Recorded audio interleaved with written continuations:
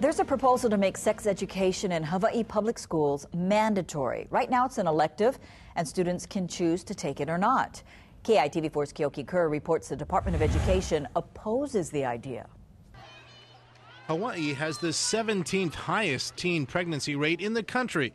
That's one reason why Planned Parenthood, the ACLU, and other groups want to turn sex education in public schools from an elective to mandatory. Right now in Hawaii, we have a big problem with teen pregnancy. We have a high rate of sexually transmitted infections amongst teenagers. The ACLU is holding discussion groups like this one across the state, hoping to gain support for the proposal that did not pass last year's legislative session.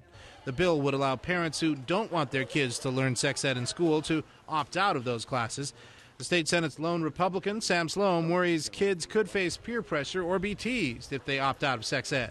I think I like the other method of free choice. If somebody wants to have a particular class, an elective, then let them have it. They should have, the right to do that, but they should not be mandatory. Sloan says the DOE recently decided to drop social studies as a requirement, so the issue is if you have limited resources, where do you put them? What do people need more? Young people, I think they need social studies. More than sex ed? Absolutely. If you're looking at it strictly from a prioritization basis, I think that sex education would be near the bottom. The proposal would require the Education Department to report the number of kids receiving sex education. We don't know how many kids are getting sex ed because the Department of Education doesn't keep any records, or if they keep any records, they don't publicize them. Now, the Department of Education testified against the proposal, saying it's already teaching medically accurate sex education to students who want it in Hawaii.